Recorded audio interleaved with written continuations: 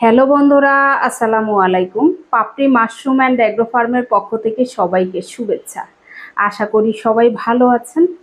একজন শ্রদ্ধেয় ক্রেতা জানতে চেয়েছেন 500 গ্রাম একটা স্পুন থেকে কতটুকু ফলন পাওয়া যাবে এবং সিলিন্ডার বানালে আলাদা কোনো কিছু ব্যবহার করতে হবে কিনা।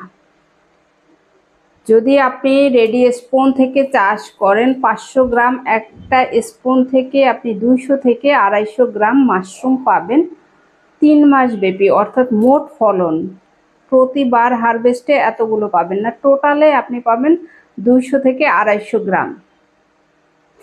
আর যদি আপনি এই স্পুন থেকেই সিলিন্ডার বানান সেক্ষেত্রে আপনি 2 কেজির একটা সিলিন্ডার থেকে 1 থেকে 1.5 কেজি মাশরুম পাবেন, যদি আপনি সঠিকভাবে চাষ করতে পারেন বা সঠিকভাবে আপনি সিলিন্ডার বানাতে পারেন।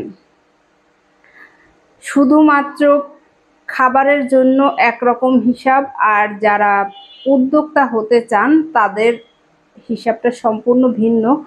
কারণ উদ্যোক্তা হতে হলে প্রশিক্ষণের বিকল্প নেই, ভালোভাবে শিখে চাষ করাটাই উত্তম। কারণ এটাতে সীমিত পরিমাণ উৎপাদন হয়।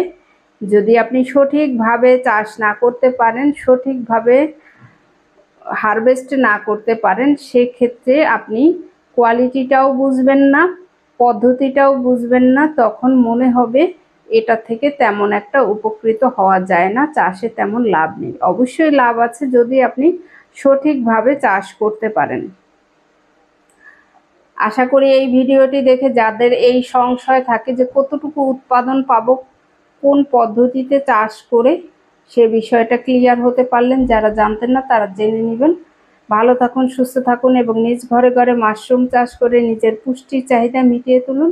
ভালো থাকুন, আল্লাহ হাফেজ।